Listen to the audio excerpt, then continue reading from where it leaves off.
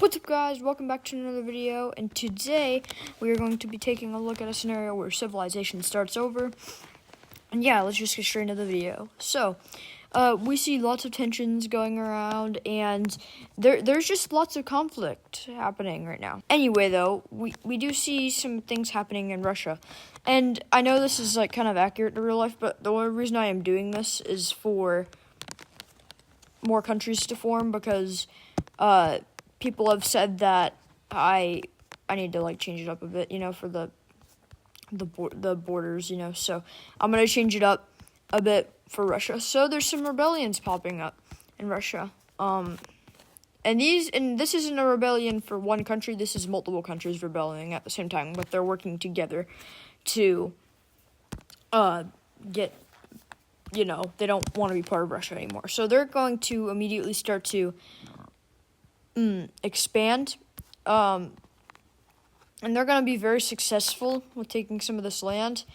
They're able to make contact with Belarus, and not to mention Belarus.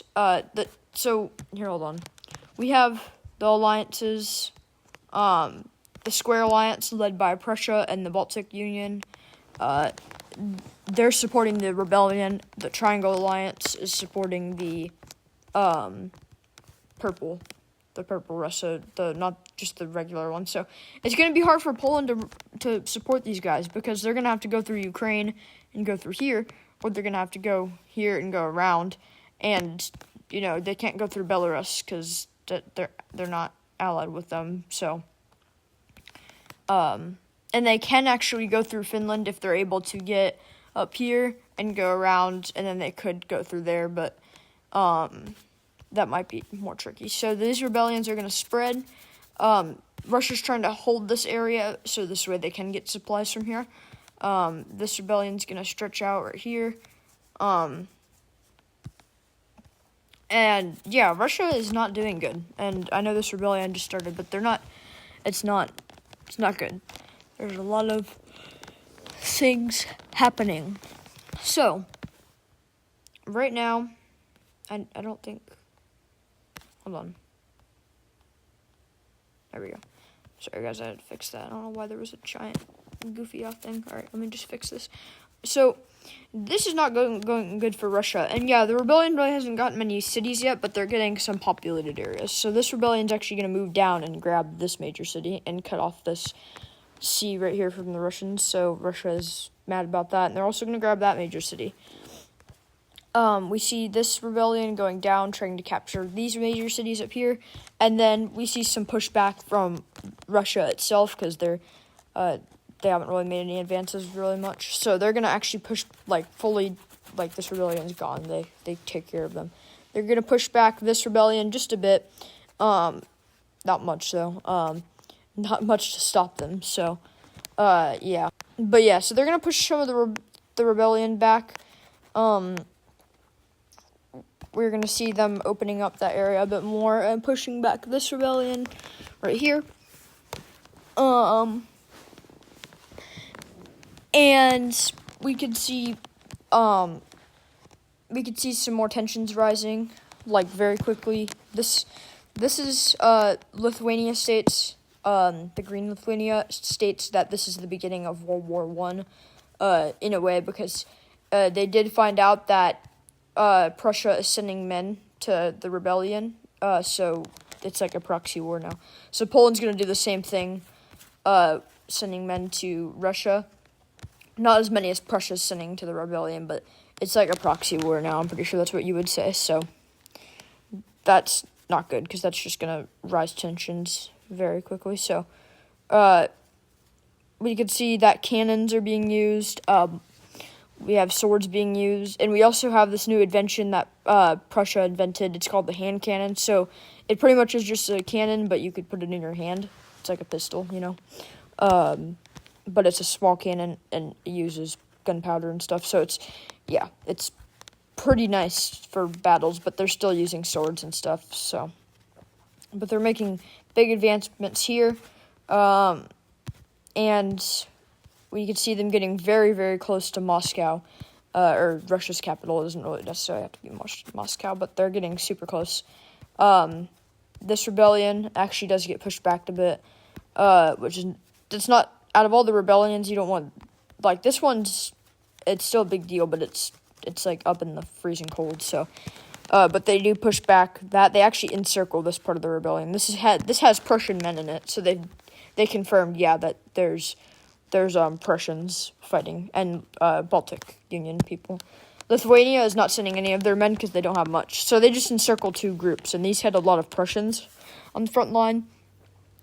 And this is bad for Prussia because how are they going to get these men back home? So that's one thing that Russia has the advantage of. The rebellion may be stronger in a way, but Russia has more men, so, like, you know, they're chilling. But these guys get captured.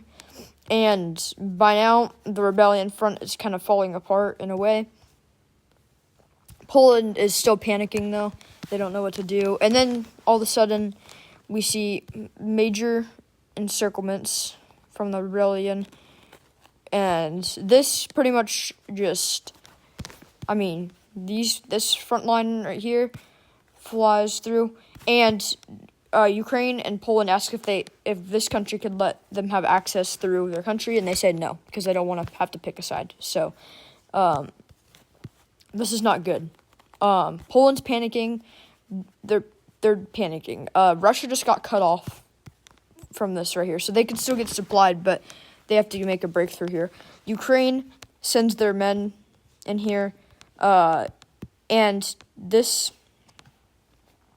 is this is not good. So, Ukraine sends their men into here, and this is pretty much spiking, because they're pretty much attacking the rebellion, declaring war on the rebellion. So, I mean, they already kind of have, but they're moving through here. And this is not, actually, hold on, let me recolor that in the Ukrainian color that I'm using. This is, big tension riser, because Ukraine is starting, like, their own front, almost, so that's what's gonna really spike the tensions.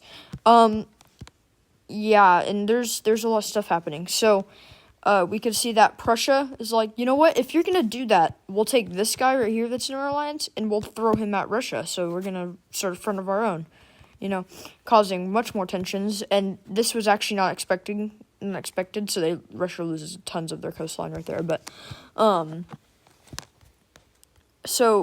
But this front kind of falls apart. These guys are able to make contact. These guys are able to make contact with the Ukrainians, and eventually meet back up. So, the Russians are making big advancements now that Ukraine just started that front.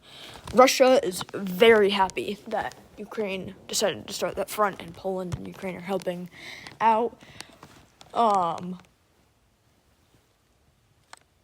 yeah, they're happy. So, there's gonna be some pushback here, and some pushback here, and then we see the rebellion cutting off the Russians in 2 spots. This one falls apart really quickly, but they go back. Russians flee to Ukraine, the Russian army. So now they're and we see the use of hand cannons now. So lots of people are dying from this because this is a big thing. And we don't see the rebellion push into Ukrainian territory because, that would be bad. So they're just gonna leave it. They're gonna push back down here. So this is like beyond saving here. This rebellion pushes back down a little bit further, not much though. Poland does not know what to do. They are panicking. They are. If they lose Russia, Russia's going to declare war on them if Russia starts to lose. So, Russia's already losing, though. So it's just bad. So, the Baltic Union, actually, funny enough, why wouldn't they? They start their own front here. Just these small Russian territories here. And, yeah, so they just take all of this. They didn't ever really like Russia in the first place, the Baltic Union, so they're just going to take pretty much all of that and then stop there because the Russian army gets there, but they're just not going to fight with them. But the most popular rebellion is this one. This one's gaining a lot of power. And yeah, Russia needs to step up their game. So they're like, you know what? Let's try to eliminate this rebellion up here, right? So that's what they're going to try to do. They're going to shift their focus to one rebellion at a time, which they actually do successful with. They pretty much fully eliminate they do fully eliminate. But then, as they celebrate that, bam, another one pops up here, and that's not good because they're just popping up everywhere. So another one pops up here and meets with that rebellion. By now, the rebellion has 2 major cities, and they're getting very close to another one, which they do end up taking. And they take this one, too, because they're close to that. So, hold on. So, they've taken pretty much all of the Russian major cities, besides capital and that one. So, but Russians are able to make a comeback here, and yeah, there's some stuff happening. So, this Russian area is actually able to make, because Ukrainian soldiers come through here and like push back. Not luckily, because it's not good that these rebellions are taking over Russia, but they're pushing back, and they almost cut through, but they are unsuccessful with cutting through, and the rebellion pushes them back and actually pushes more in right here, so they have just a better, stable. But Russia is able to push into this territory right here, and